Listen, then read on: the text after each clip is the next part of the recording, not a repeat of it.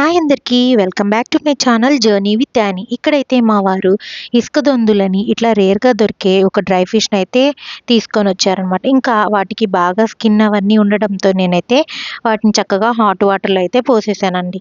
ఆ తర్వాత ఆ పులుసులన్నీ చక్కగా క్లీన్ చేసుకొని ఆ పక్కన అయితే పెట్టేసుకున్నాను. ఆ తర్వాత కడాయి అయితే తీసుకొని ఆయిల్ వేసుకొని ఆవాలు, మెంతులు, 4 వెల్లుల్లి రెబ్బలు, పచ్చిమిర్చి, ఇంకా కరివేపాకు వేసి కొంచెం వాటిని వేగించిన తర్వాత ఆనియన్స్ అయితే యాడ్ చేశాను. ఆ తర్వాత వంకాయలైతే యాడ్ చేసేసుకొని బాగా వాటిని వేగనివ్వాలన్నమాట.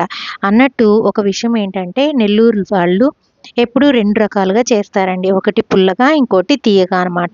తియ్యగా అంటే అల్లం వెల్లుల్లి పేస్ట్ వేసి, పుల్లగా అంటే చింతపండు పులుసు పోసి. ఇక్కడైతే వంకాయలు మగ్గినాక టొమాటోస్ అయితే యాడ్ చేసేసుకుందాం.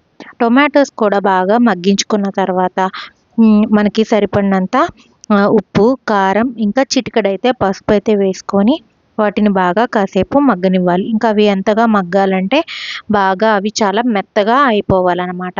కొంతసేపు మూత కూడా పెట్టి మనం మగ్గించుకున్నాం. ఆ తర్వాత అయితే ఈ కడిగి పెట్టుకున్న డ్రై ఫిష్ని కూడా యాడ్ చేసేసుకొని వాటిని ఒక 2 మినిట్స్ అట్లా వేయించుకున్న తర్వాత చింతపండు పులుసు అయితే పోసేసుకొని మూత పెట్టి బాగా మగ్గించుకుందాం. అంతే, వంకాయ ఉప్పు చేప పులుసు అయితే రెడీ అయిపోయింది. వీడియో నచ్చిందా అండి? నచ్చినట్టయితే like, share, comment and subscribe.